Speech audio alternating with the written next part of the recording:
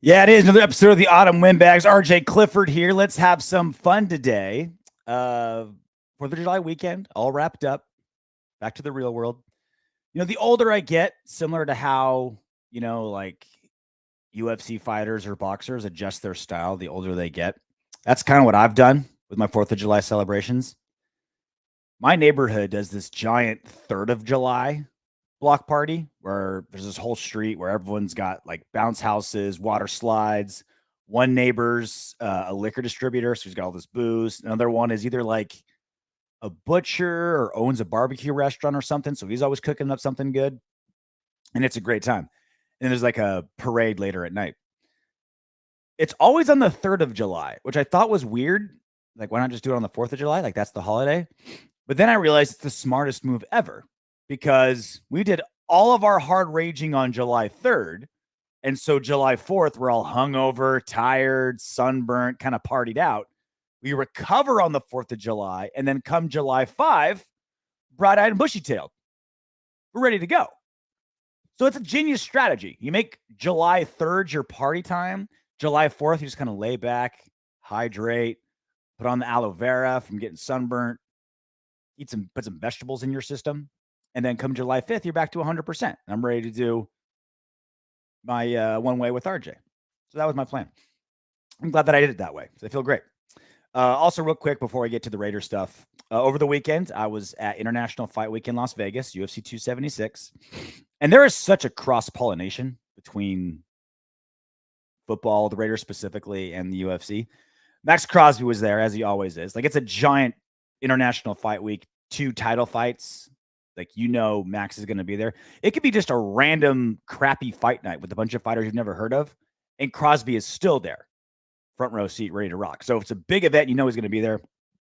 He took a picture I saw with Cub Swanson, UFC veteran, also diehard Raider fan. We've had him on the pod before, and it was great.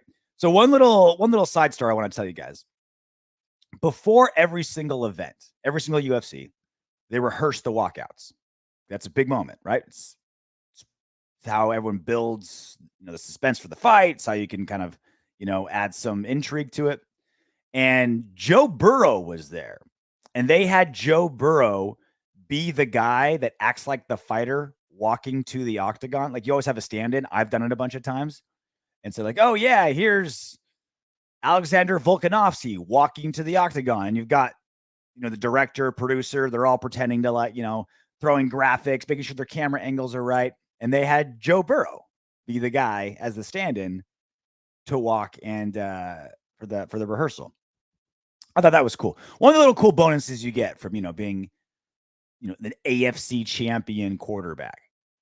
And he's a big Sean O'Malley fan, I've been told, Joe Burrow. Anyway.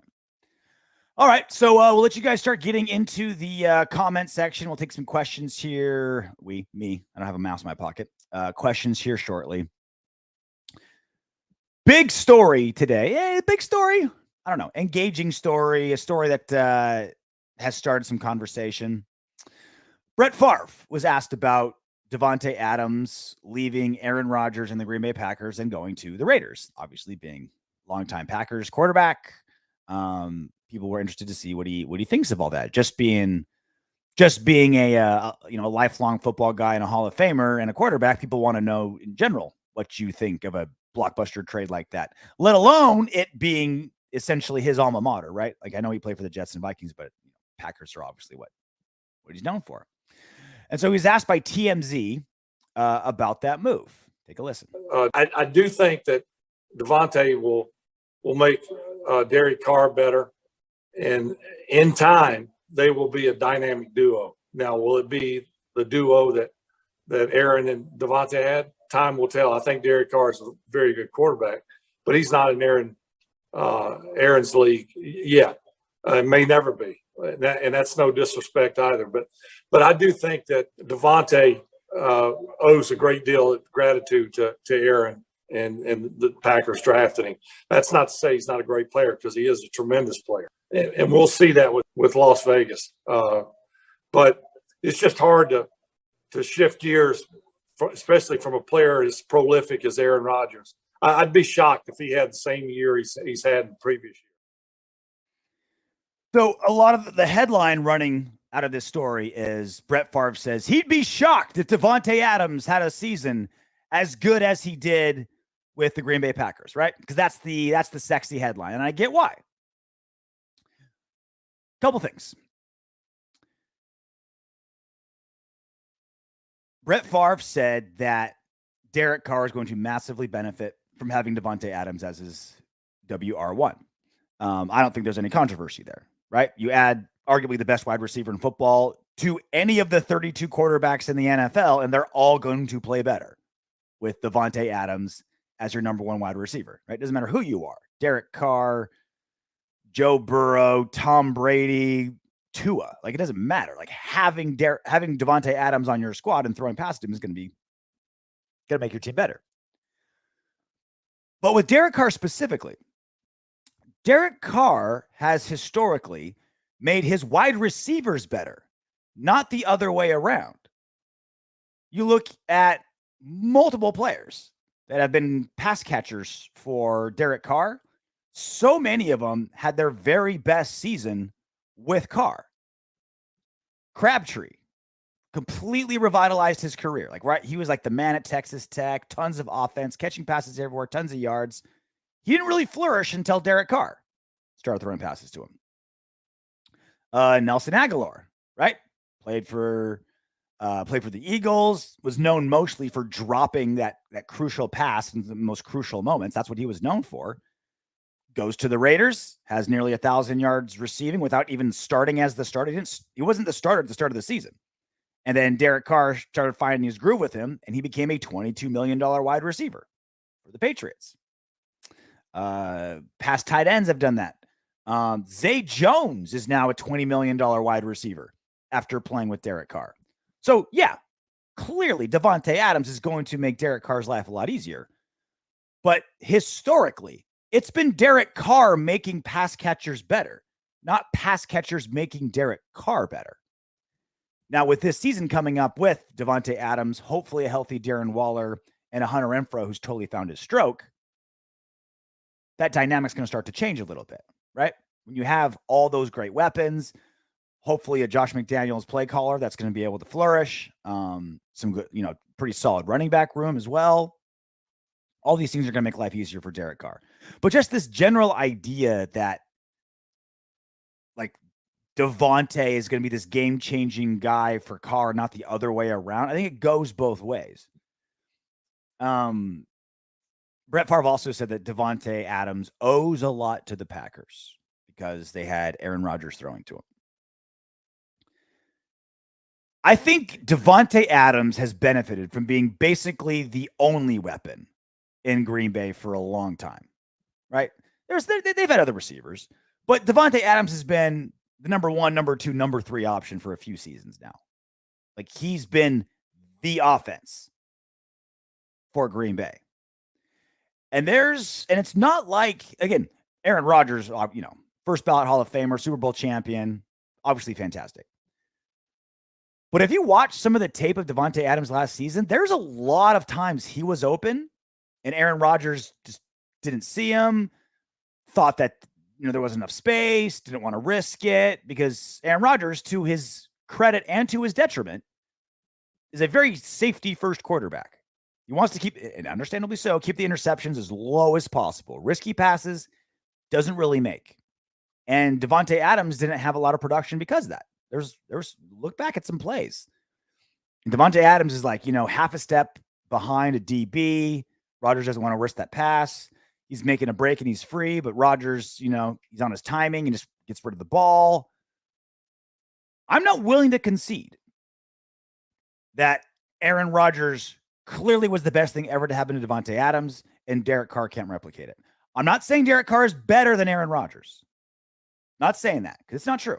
Aaron Rodgers is a better quarterback than Derek Carr. But if I'm a receiver, do I want my quarterback, when it comes to pure production, right? Maybe in the grander scheme of things, obviously I don't want my quarterback throwing interceptions because we're not going to win as many games.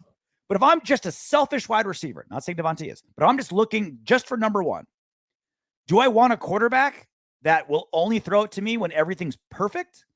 Or do I want a quarterback that's going to risk some 50-50 balls if I'm Davante Adams? Can see that I'm 25% covered, but I'm starting to get a step on my corner. I'd rather have a wide receiver that trusts in me so much that will throw a couple risky passes my way as opposed to just waiting for the perfect pass. And Derek Carr is more that than Aaron Rodgers is. Derek Carr, we've seen it all last season. If he sees just the back numbers of a DB's jersey, he's throwing the ball, right? If that DB isn't zoned in on his guy or zoned in on where the ball's going, he's throwing it. And that's why we got so many defensive pass interferences, so many big plays. He led the league in 20-plus yard passes because he makes those risks. Now, on the flip side, that's why he throws more interceptions too, because he throws those risky passes.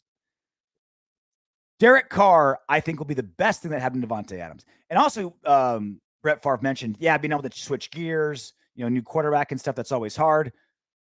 Derek Carr has been throwing passes to Davante Adams longer than Aaron Rodgers has. Obviously, they went back, we've heard the story a million times. They played together at Fresno State. And they've been throwing to each other, or, Derek Carr's been throwing to Davante Adams in the offseason for years. So as far as just who's been throwing to Davante Adams longer, the answer is Derek Carr. And it's not like they have to, reshift those gears. Like they've been practicing together forever. They've kept that consistently. So the idea that like Derek Carr is going to drastically be affected by Davante Adams and not the other way around as well, I don't buy. I think Davante will benefit from Derek Carr. Davante owes a lot to the Packers. I mean, he was a second-round wide receiver. He was like the 9th wide receiver drafted. It's not like they did him a favor, right? He does get a lot of production because the Packers just refuse to draft or pick up more wide receivers, right? Like that's been Aaron Rodgers' big beef forever. And that to me is the only reason why Davante Adams may have less production with the Raiders than he did in Green Bay. Not because Derek Carr is such a more terrible quarterback than Aaron Rodgers, not because it's going to take him a while to jive. It's going to be because there are just more weapons in Las Vegas than there were in Green Bay. Yes, I do believe Davante Adams' production will decrease next season, but that's because if he stays at that level, they're not throwing any passes to Hunter Renfrow. They're not throwing any passes to Darren Waller. They're not throwing any passes to Foster Moreau. They're not running the ball at all. So yeah, I think Davante Adams will have a slight drop in production. I think Hunter Renfrow will have a slight drop in production. I think Darren Waller, because he missed 5 games last season, will have an uptick in production, specifically in touchdowns. I think Darren Waller is going to break his personal record for touchdowns next season. And yes, Davante Adams will have slightly less production because now which is a good thing because he's sharing the ball with everybody. If Davante Adams has another 1,600-yard season, that's because Waller got hurt again. Or, Hunter Renfrow just not jiving in Josh McDaniels' new system. We don't want Davante Adams to be 80% of the offense next season. We want to be able to diversify, spread the ball around, all that kind of stuff. So I'm with Brett Favre, but not for the reasons that he mentioned. I don't think Davante Adams is going to a better situation, not a worse situation. That has to deal with Mike McCarthy. Doesn't have to deal with a quarterback who's obviously phenomenal, arguably the best quarterback in football, but a distraction. Every single season, am I going to stay? Am I not going to stay? He doesn't have to deal with that anymore. You got Josh McDaniels, who should be on paper a phenomenal offensive play caller for us. He's got Derek Carr, who he knows very well. I think Davante Adams is going into a better situation. The only thing that's worse for him, better weather, going into a dome, playing the NFC West. He's not going to be playing in freezing Lambeau Field, which is bad for a wide receiver, great for fullbacks, bad for wide receivers. He's going to a better situation. The only thing worse for Davante Adams is going to a far worse defense, which may even help his production because now we're going to have to score 40 points to win with our defense on paper not being great.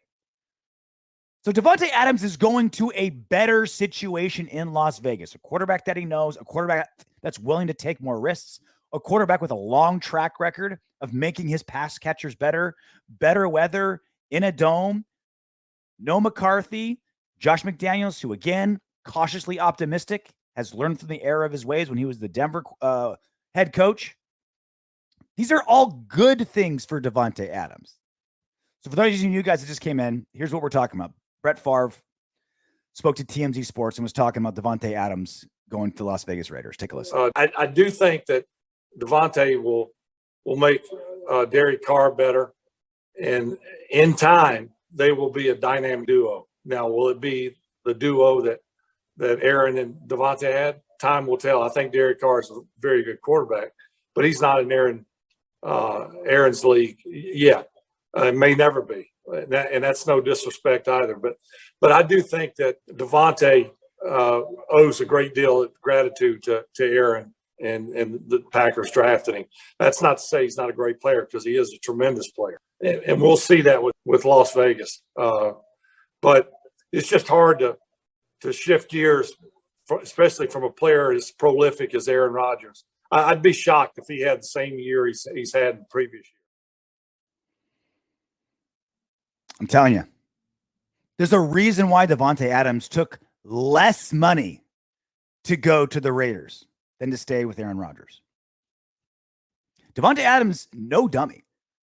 He's a very smart guy. You've heard his conversations that he's had with the media. He's very introspective. Not one of these diva wide receivers who just needs the ball and a pain in the ass. Not a, hey, look at me guy. Understands systems. Very smart player. Humble dude. I mean, this is someone you want on your team, right? This is a guy who I would trust his decision-making. Like if he came to me and said, RJ, here's a mutual fund I think you should invest in. I'd be like, oh, okay. I don't know anything about your financials, Davante Adams. I don't know what your investment strategy is. I don't know what your 401k looks like. I don't know what your portfolio looks like, but I know you're a smart guy. So if he came to me and said, hey, here's a stock you should buy and a great recipe for, white bean turkey chili, I'd believe him. Like any decision he'd make, I'd be like, okay, this is a guy that knows his stuff. This is a smart guy. And this smart guy said, no, I don't want to play with Aaron Rodgers. I don't want to play with a first ballot Hall of Famer. I know this defense is better than it is in Las Vegas. I know this team went to the NFC Championship multiple times in the last few seasons. No, I'd rather play in Las Vegas with Derek Carr, Darren Waller, Hunter Renfrow, and for Josh McDaniels.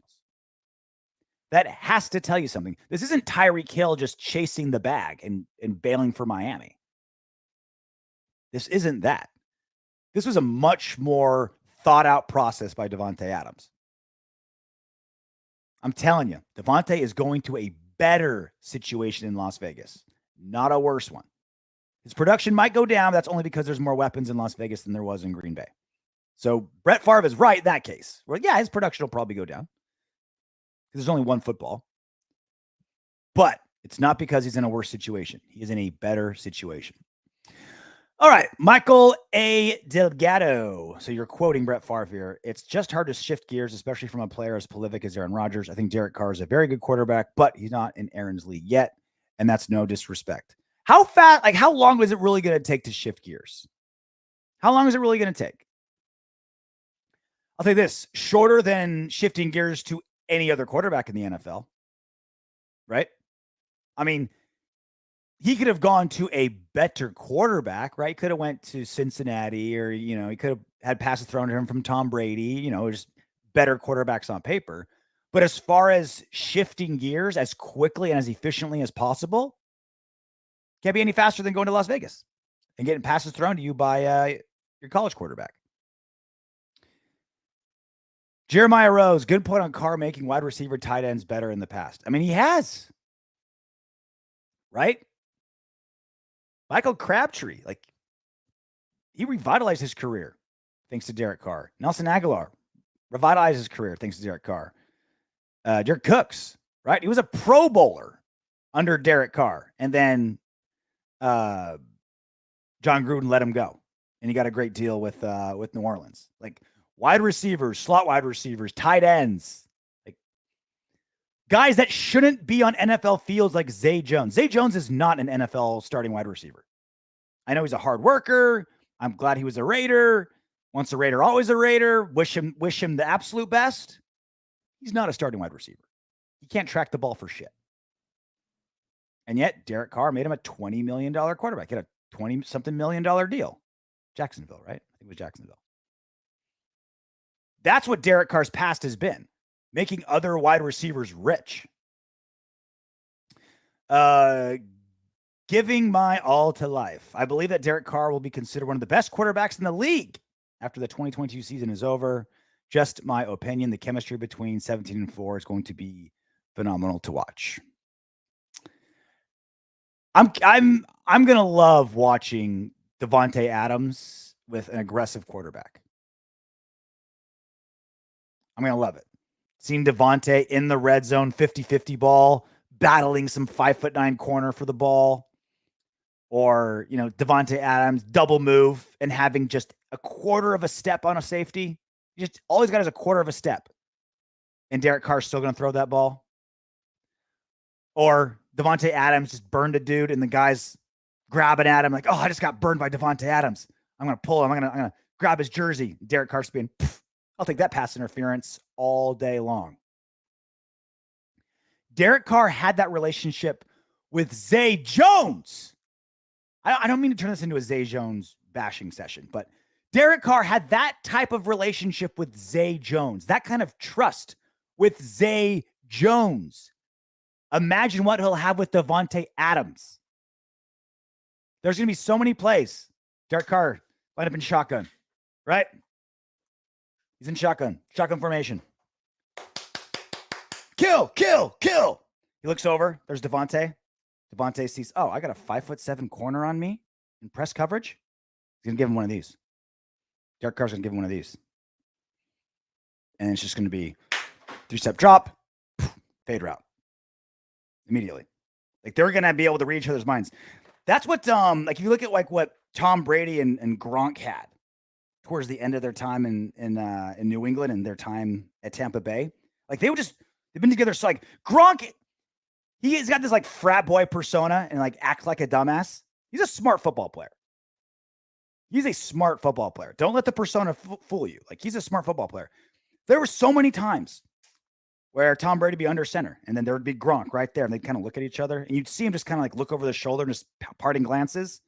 And it's because they saw something. Oh, the linebacker covering Gronk is on the inside. Oh, we're going to go outside. Oh, it's this third string linebacker that definitely can't cover him. I'm going right to you. That's what Derek Carr and Davante Adams are going to have. That's going to be so special. If Derek Carr can make that with Zay freaking Jones, he can have it just explode with Davante Adams.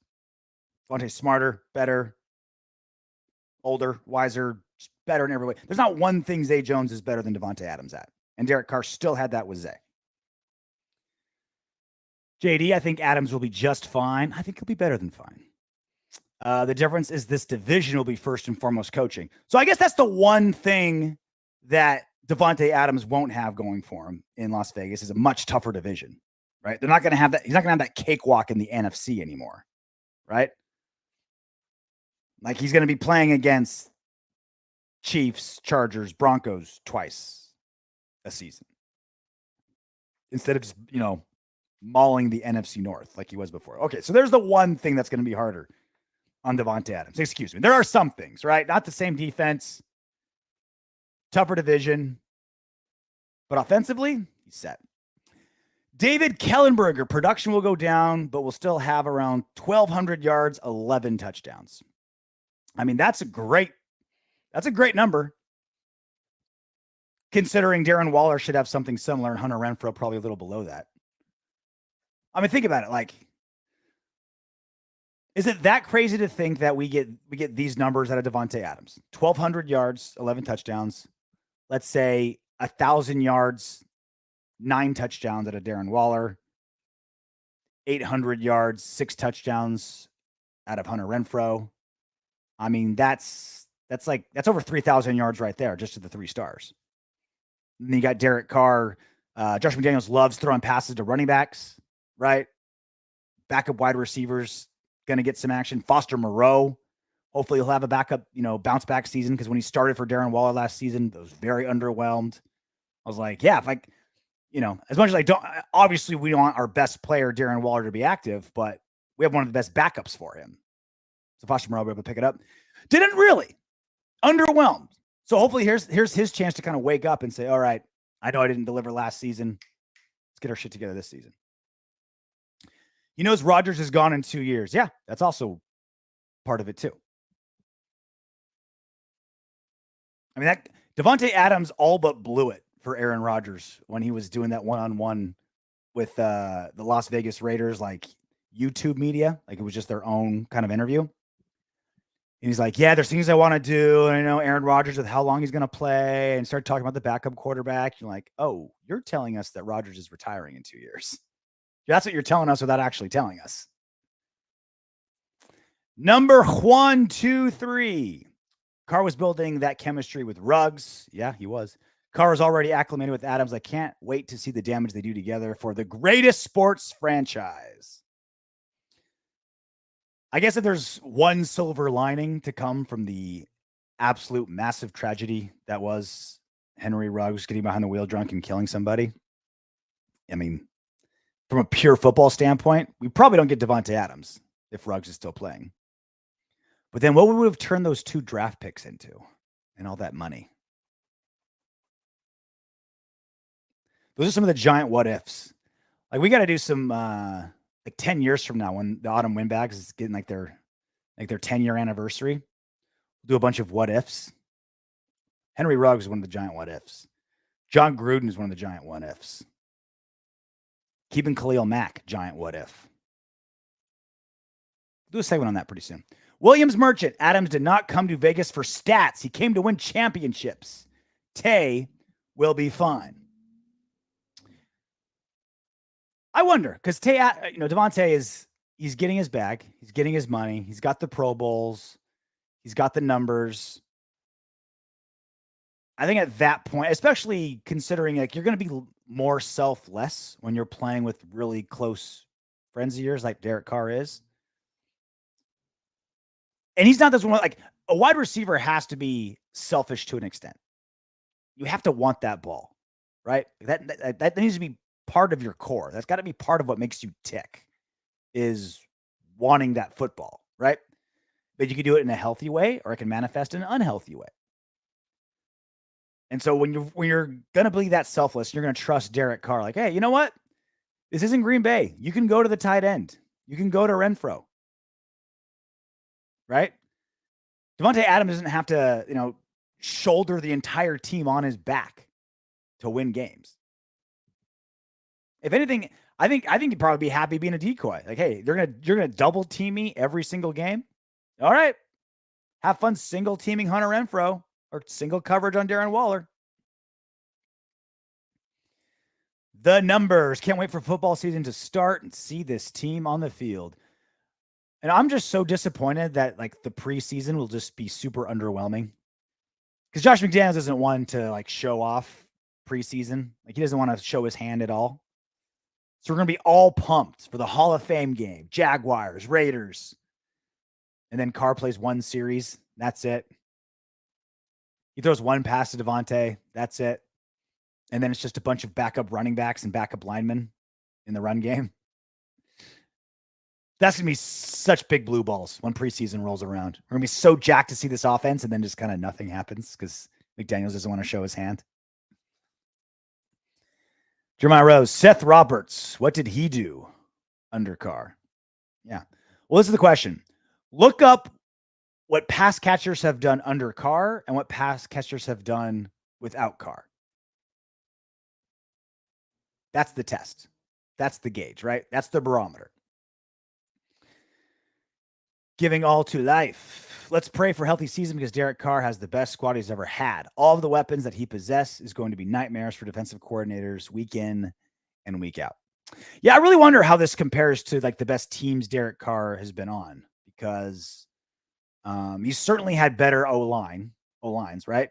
With Penn, Osimile, like he had multiple Pro Bowlers on his line at one point. The Crabtree Cooper duo was pretty special. I think when as far as offensive weapons go, like there's no question that he's got the better squad when it comes to pass catchers. But that O-line could be a problem, and the defense. And the defense wasn't good in 2016, 2017 either, but it was the best that Derek Carr's ever had. They were like 20th in points per game. So still well below average, but better than those, 32nd ranked defenses that they had for a while under Paul Guenther. Who knows what Ruggs could have been? We'll never know. We'll never know. He was well on his way. Well on his way to being something special. All right. I want to take a look at this. As we all know, Mike Florio despises Derek Carr. Absolutely hates him for God knows what reason. There's been a lot of, guessing and, like some people think it's because Derek Carr is super Christian. Florio hates Christians. Florio thinks Carr is fake. I don't know what possibly gives him that idea. So you know that he just can't help himself when this story came out. Derek Carr did an interview with Perry. What's his first name? Phil Perry of NBC Sports Boston. And he said some interesting things. He said the depth of the conversations that we're having is encouraging. Derek Carr's talking about him and Josh McDaniels. It's fun for me. The best part of my game has always been the mental side, and that's how Josh is. He's a genius when it comes to scheming things up and teaching his system and getting the best out of his players. Kind of what we already knew about him, right? We knew that Josh McDaniels is a smart guy, gets the most out of his players. He adjusts his game to get the most out of his players, whereas Jon Gruden said, this is my game, you'll adjust to my system. I feel like a better football player, and I've had a lot of great coaches. He's come in, he's seen those things. Wow, that's awesome. What about this too? What about this here? It's helping me grow. It's been really fun to be around him. And the last thing, one thing Josh has done is he comes in and he says, this is not New England. This is Las Vegas. We're going to do things our way. I've learned a lot of great things there that we're going to implement, but also some things that I want to do my way. So pretty encouraging little conversation there, right? I mean, you're not going to hear Derek Carr bash Josh McDaniels, but I like how he's kind of reinforcing what we already kind of know. He's a smart guy, going to adjust to his players, have a lot of flexibility, that kind of thing. So I look at this and I'm thinking, oh, that's just a great positive interview. Oh, it's Derek Carr talking about how much he loves his new coach, which is a great thing. I mean, you'll never hear Derek Carr bash a coach. And so he's like, yeah, I'm talking about my new coach and I'm excited for the future. What does Mike Florio see? It's hard not to read Derek Carr's heavy praise for Josh McDaniels without wondering whether it's a backhanded slap at Jon Gruden. Mike Florio just can't help himself. He can't. He has to turn every Raiders story into, here's some drama I'm artificially inventing about Derek Carr. How is this a backhand or a backhanded slap at Jon Gruden? He literally just said, I've had a lot of great coaches. He just said, I've had a lot of great coaches. And Josh McDaniels is another one. He didn't say, oh, finally. Oh, fuck. I finally got a guy who knows his eyeballs from his asshole. It's like, oh, great. Finally, a coach that's as smart as me, not some dumbass that doesn't know what he's talking about. Oh, man, it'd be nice to finally get some offense going. He didn't say any of that stuff. He's nothing but complimentary to his past coaches, but he's also complimentary about his current coach. Every single time a wide receiver goes to a new team, like remember when Tyreek Hill got all this shit because he said, like, yeah, Tua's better than Patrick Mahomes in some ways. Like, of course he's going to say that. He's not going to go to his new quarterback and be like, yeah, this Tua guy blows. Man, I wish Pat would have came with me. He's going to say something positive. And that's all Derek Carr's doing here. He's just saying, all right, this is what's unique about Josh McDaniels. This is what I like. He's even saying Josh McDaniels is coming in and saying, wow, that's awesome. What about this too? Like, hey, yeah, Carr, you've been taught really well. Let's expound on it. Let's build on it. Let's tweak it. You do all these great things. You've been coached so well. So let's do some more. That's what every coach does, or every good coach does. And yet Mike Florio's like, oh yeah, it's hard not to read Derek Carr's heavy praise for Josh McDaniels without wondering whether it's a backhanded slap at Jon Gruden. Like, can you not praise anybody without thinking that you're knocking somebody else? Imagine if Mike Florio was your girlfriend. Like, you can't wave hi to your coworker without him getting jealous. It's like, what? Who's that bitch? Takes off his high heels, ready to come at you. It's like, that's my coworker. Like, that's our accountant. Like, I have to, like, do you want me not to get my paycheck? Like, I have to talk to this person. But Florio's like, oh, no, you want to fuck her, don't you? Yeah, I can tell. The way you waved at her and said, like, hey, is my paycheck coming in on Friday? That means you want to bang her. Like, Florio would be the most jealous, shitty girlfriend you could possibly have, if that's what he reads into. If he reads everything I just read that Derek Carr said about Josh McDaniels and says, oh, that's clearly a backhanded shot at Jon Gruden. What a terrible person to deal with. He just can't help himself. Florio cannot help himself. Giving my all to life. I do agree about the O-line, but weapons, no comparison, especially with the master play caller in McDaniels. Yeah, O-line still the giant question mark, but yeah. Pass catchers, weapons, running back room. Renfrow, Waller, Adams, all over 1,000, not possible.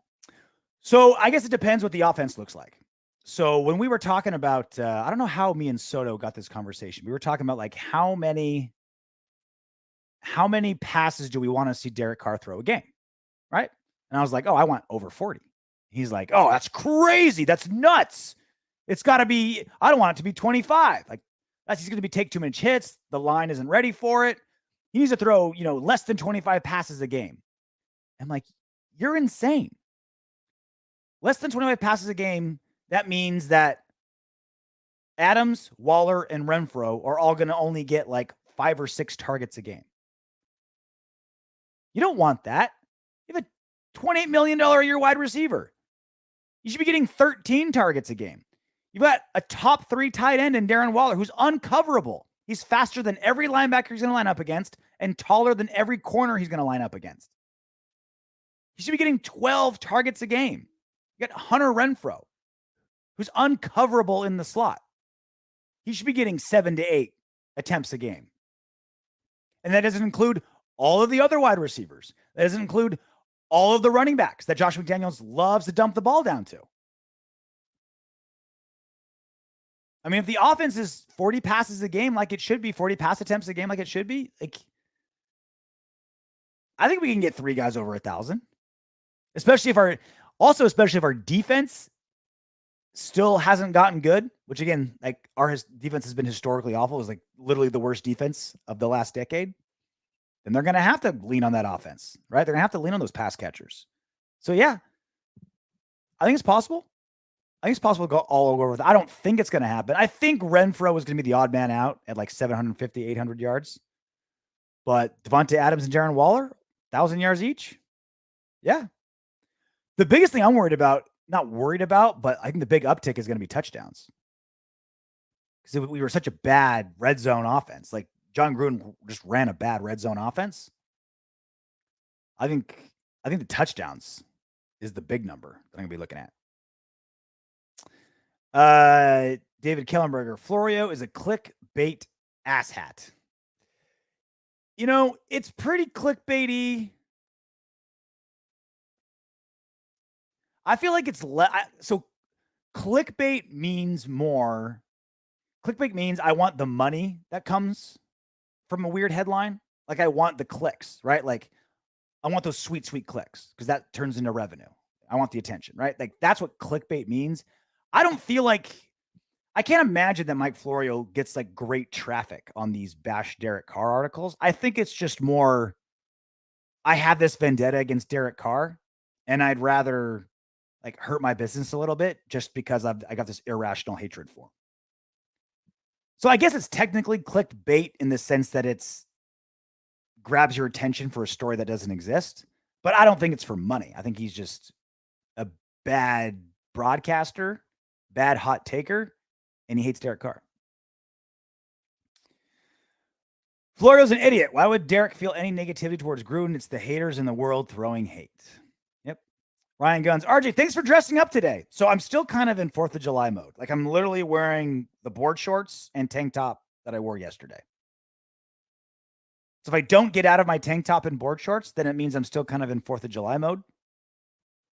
Does that make sense? So I'm still kind of on vacation. Like I'm still celebrating America's birthday. Like, I feel like George Washington's still hanging out with me if I can stay in my 4th of July attire. Tomorrow's show, I'll wear a suit and tie. How about that? The number, Josh McDaniels to face off Tom Brady in the Super Bowl. What a storyline that would be. Yeah. Yeah. That would be wild. Because the Raiders are already playing the Pats, right? December? It's late in the season. I think it's December. The Raiders are playing the Patriots at home in Las Vegas. That storyline. Go against Tom Brady in the Super Bowl. Yep. That'd be amazing. Over under on Carr passing touchdowns. Again, it depends on this offense. I'd love to see. Let's see. What were the passing touchdowns last season, NFL? Let's see who was leading. I don't remember off the top of my head everyone who had all the best. So let's take a look. Shall we? Touchdowns. Okay. So last season, Tom Brady had 43, Matthew Stafford had 41, Justin Herbert 38, Patrick Mahomes 37, Dak Prescott 37, Aaron Rodgers 37, Josh Allen 36. I feel like high 30s is doable if the offense stays like I think it should, like passing first. Deep passing first offense. I mean, that's doable, right? With our kind of weapons. We just need to turn all those yards into touchdowns, right? The Raiders last year had no problem moving the rock between the 20s, right? 20 to 20 till you get to the red zone. We can move it with any. We can move that ball as well as anybody. Now it's a matter of getting it into the end zone. I got to imagine Josh McDaniels is aware of that. I'm sure he studied the tape. I'm sure he's watched this passing offense and this offense in general and work. Moving the ball and being like, all right, red zone. Two things we got to fix on this offense. Penalties and the red zone and turnovers. Penalties, turnovers, red zone. Right? All the surrounding the Raiders passing game was so good last season at the main thing you want it to do. Move the ball. That's the main thing you want your offense to do, right? Move the ball. Get it down towards the end zone, right? And then all the other super important stuff that go around it, bad at. Penalties, turnovers, red zone. So the meat and potatoes the Raiders have figured out. Now it's a matter of completing the meal.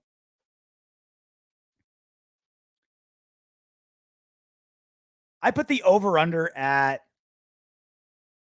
35.5 touchdowns.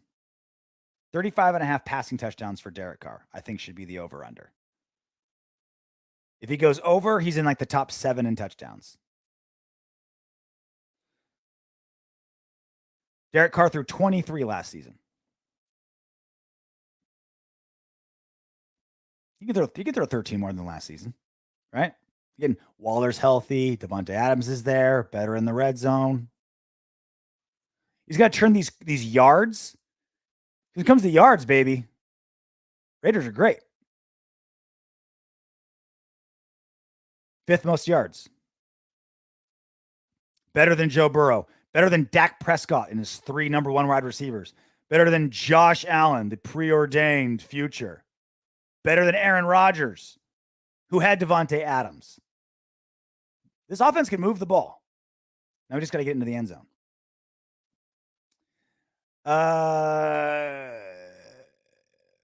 Jeremiah Rose, David and McDaniels loves the tight end in the slot. And now with Adams, I can't wait to see the stats. It's going to be interesting.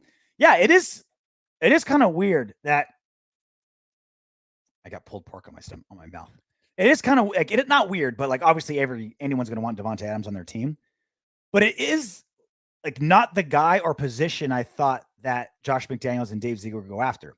Because like you just mentioned, slot receivers, tight ends, and running backs are super heavily featured in McDaniels' offense. You always want a number 1. Remember when Randy Moss was there under Josh McDaniels and they were killing it? Again, obviously, all 32 teams want Davante Adams. Obviously, every head coach, every offensive coordinator wants a stud wide receiver 1. Obviously. But if there's one style of offense that it's less important, it's kind of Josh McDaniels because the focus is in so many other places. tight end, slot, etc. So it is still to this day kind of a weird, not a weird, I get it, but for a head coach and a new GM who flourish under not overspending where you don't need to, is kind of weird. Ryan Guns, his high was 32 in 2015, which I clearly do not remember. Yeah, he can go over 32. Definitely.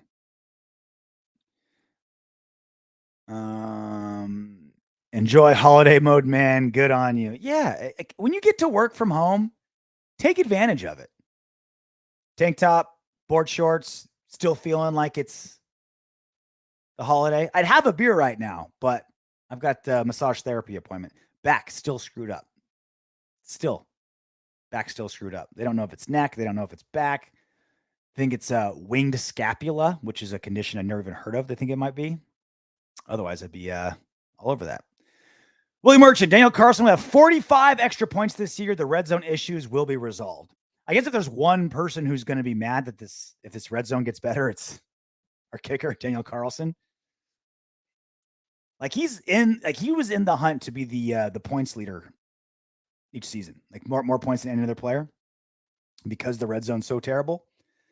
But at least we had Daniel. What was that tweet Daniel Carlson posted when the Raiders signed Davante Adams? He said something like it's going to be great sitting on the bench all year, talking about himself because he's not going to have to kick any field goals. Lesario Branch, Davante and Waller average 80 to 90 yards a game and raise the red zone efficiency. It won't matter. Renfrow and the running backs can keep teams honest. Yeah. I mean, if Waller and Davante are like, on either side, lined out wide, spreading the field, you go under to the running backs and Renfrow. They try to keep Renfrow and the running backs corralled. You go deep to the big boys. Yeah, 89. Yeah, I think that should be the focus. Waller and Davante. And then Renfrow picks up everything else when they overcompensate. And the running backs are there just to balance out the offense. Derek Carr should have at least 35 to 40 touchdowns if that O-line stays healthy. I don't even know if the O-line stays healthy, if the O-line can deliver. I mean, the O-line actually has pretty decent depth in the sense that almost every position is kind of up for grabs. It's just, is the number one guy good or not? It's so funny because you look at positions, you're like, wow, the O-line has so much depth. Because, yeah, that's because they're all unproven. There's just a whole bunch of C-plus linemen or linemen that we don't know what they're going to do, right? Rookies or guys that played poorly last season, but hopefully with this new coach, new line coach, things can get better. Yeah, I'm less concerned about O-line health. I'm more concerned about O-line being good. Like if there's any position that can lose starters, it's our O-line, because the second string guys might be just as good as the first string guys, minus Colt Miller. That's one thing I'm looking forward to. No less than 30-yard field goals, damn it. And I'm not against kicking the field goal in so many of those situations. It's getting to fourth down was so terrible for Jon Gruden. Like they'd get into the red zone, right? They'd be on the 17 and it'd be run up the middle, one pass that gets thrown away. It was just so predictable. That was the problem. Like I have no problem if it's 4th and 12, but you're in the red zone kicking a field goal. If the play calls for it, right? No issue with it, especially with our defense. But it's just being so predictable in the red zone and having no choice. It's almost like Jon Gruden got to the red zone. He's like, all right, my work here is done. Let's call 3 plays so we can get our 3 points, kick our field goal. That's what was frustrating. Not him choosing to kick field. He got more aggressive. Like Gruden got a little bit more aggressive when it came to like going for it on 4th down and stuff last season. I think Rich Bisaccia maybe got in his ear a little bit and said, like, hey, I got some tricks in special teams. That fake punt that ran a couple times was awesome. So it was less like the decision to kick the field goal. It was decisions leading up to the field goal. William Merchant, Carr will be league MVP if we have a disruptive defensive tackle who gets 50 pressures and 7 sacks. Why? Carr will get 1 to 2 more possessions each game. And that's why I think the guy who's going to be like on paper, the breakout star next season is going to be Derek Carr. Not that I think Derek Carr is going to be that much better.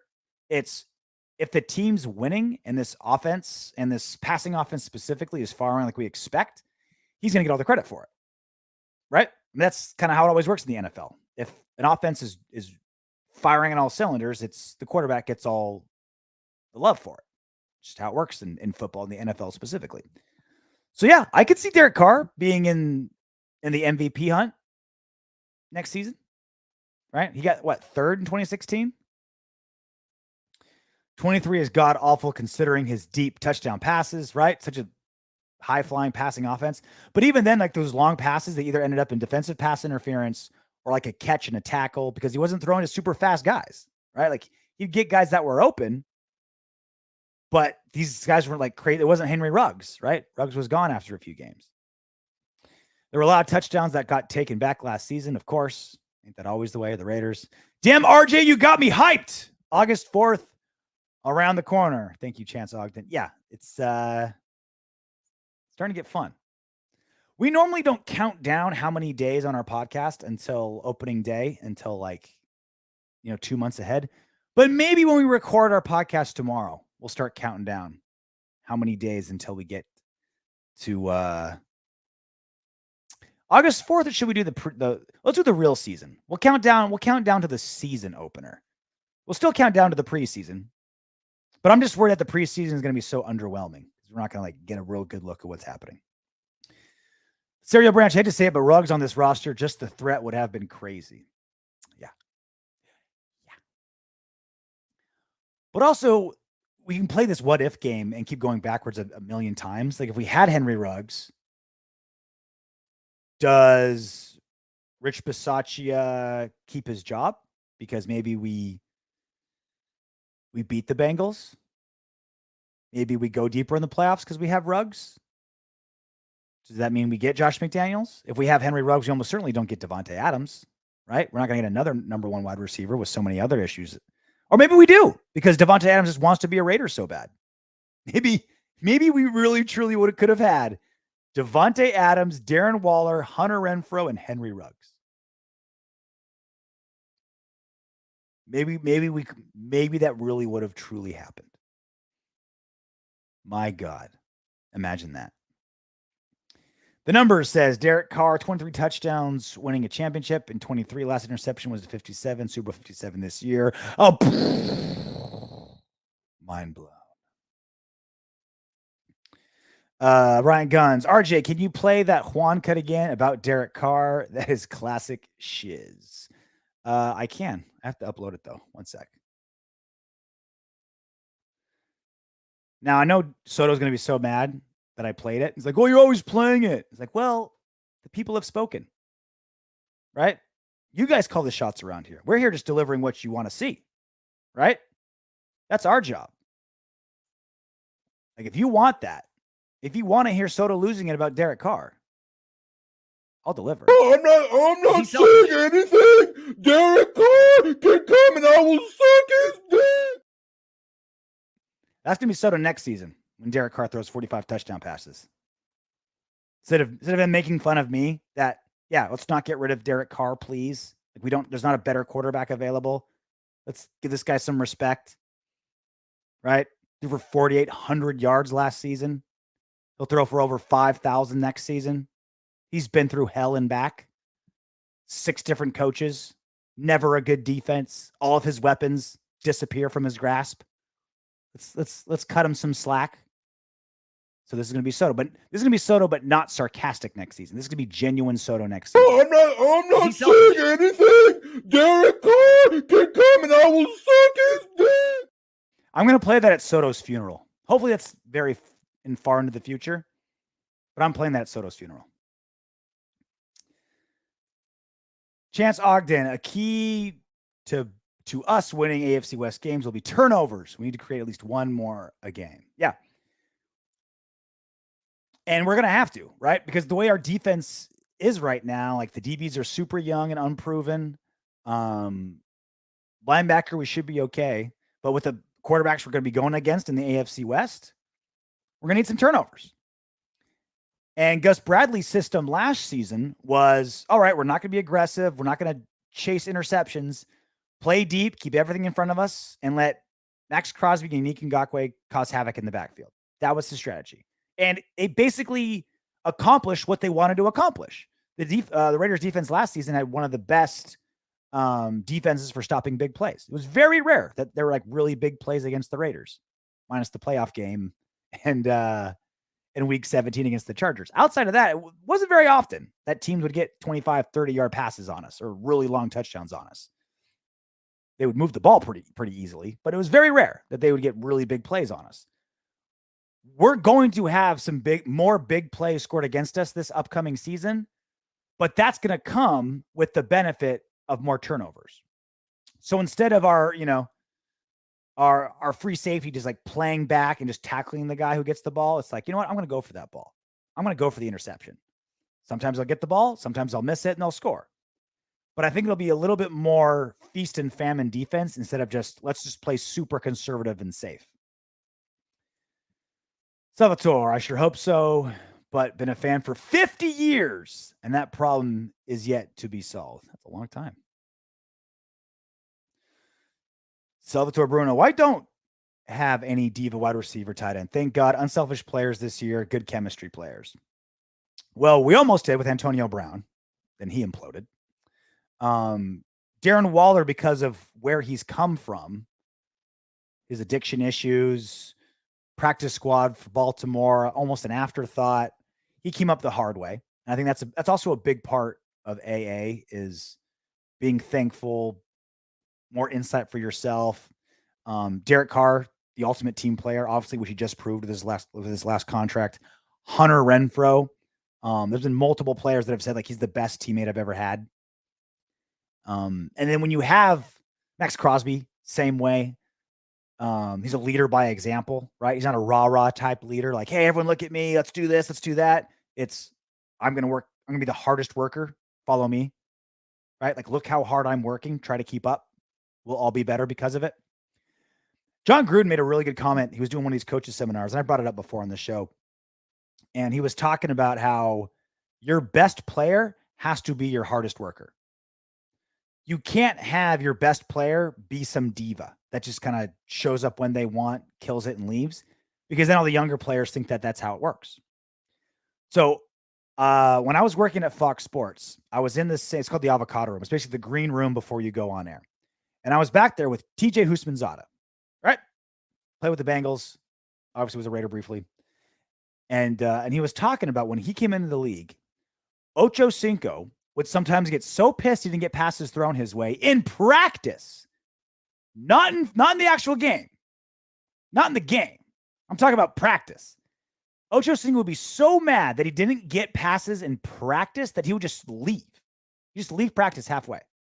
And the coaches wouldn't do shit. They wouldn't say anything. And so TJ's like, oh, I guess that's how it works. I guess that's how it works in the NFL. The divas get what they want. That's how superstars behave. You go to the Raiders and it's the opposite. All the hardest workers, all the highest paid guys, all the superstars on the team, all the veterans, they're all hardest workers. And so if you're a new guy coming in, like that's the culture you want. You want that mentality. If Ruggs would have been present throughout the season, we would have definitely won way more games. Losing him kicked the offense in the balls. Oh yeah, it did. We could have still obtained Adams if Ruggs was on the team. Ruggs' signing bonus is still counting against our cap, so the numbers would have hardly changed. Yeah, but then Ruggs, we would have been picking up his option, his fifth-year option, and that would have been big, or extending him. Doable, very doable, not impossible, but start getting pricey. But look, we still got $20 million in cap space floating around, just waiting to go somewhere. So if Bruno Soto criticizes Carr is so unfair. Again, you can criticize Derek Carr. He is not above criticism. He makes mistakes, plenty of them. Not a perfect quarterback. None are. But just criticize him for what he deserves to be criticized for. Like, oh, he can't win the big game. He's never won a playoff game. He's playing with the worst defenses ever. A new coach every time. He can never hang on to his targets. This season will be the first time he can actually keep some of his good targets from last season. Line's going to be trash. Right? Like, yeah, if it's like, hey, Carr needs to work on his fumbles. Like, yeah, I'll be the first guy to say that. I'll be screaming it from the mountaintops. Need to be better in the red zone. Yeah.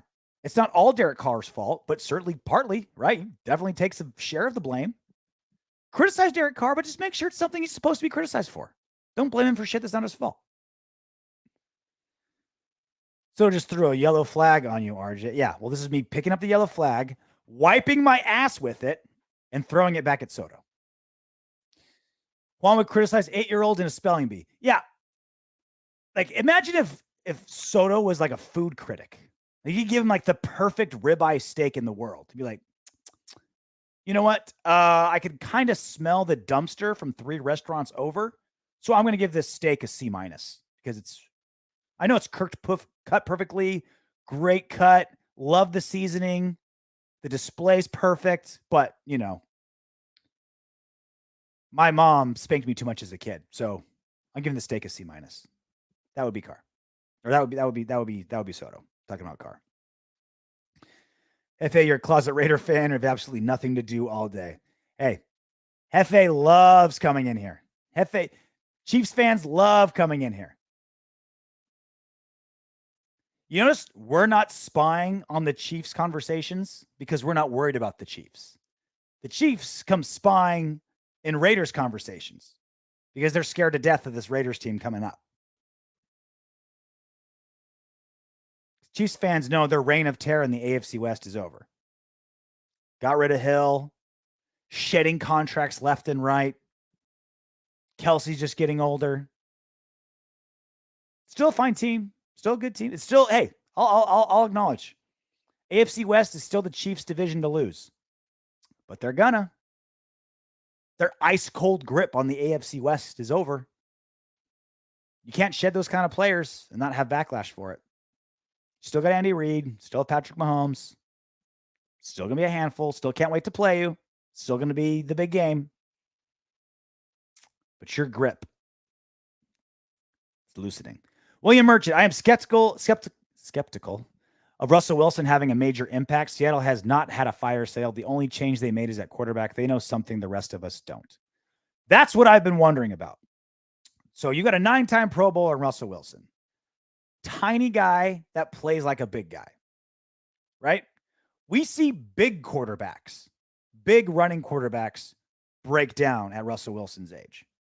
He is a little running quarterback coming off of an injury.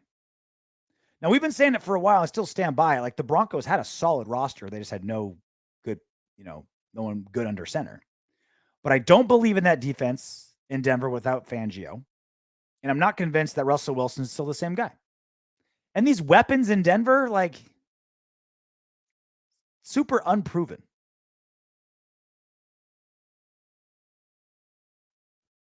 There's giant question marks all over the AFC West. Even the Raiders, right? Brand new GM, brand new head coach, brand new number one wide receiver, entirely new defensive scheme, new offensive scheme, O-line questions, DB questions, ton of questions with the Raiders. Ton of questions with Denver, right? Russell Wilson still have it. Can the defense be shit without Fangio? The Chargers still have a head coach that's going to completely hold back that franchise. An insanely talented franchise for the Chargers that won't amount to anything because Staley has his head up his ass. And then Kansas City. Lost Tyreek Hill. He completely changed that offense. Started shedding contracts because of the cap, especially on defense. I know the Chiefs' offense gets all the attention, all the love because of how dynamic it is, but the defense is good too. Is it still going to be? Ton of questions in the AFC West. It's the deepest division in football. It's the best division in football. When your worst quarterback is Derek Carr, who's a top 12 quarterback, get yourself a hell of a division. A lot of question marks. Can't wait for this season. All right, that'll be it for me. We'll be back tomorrow. Probably a guest on the big pod that we'll record tomorrow.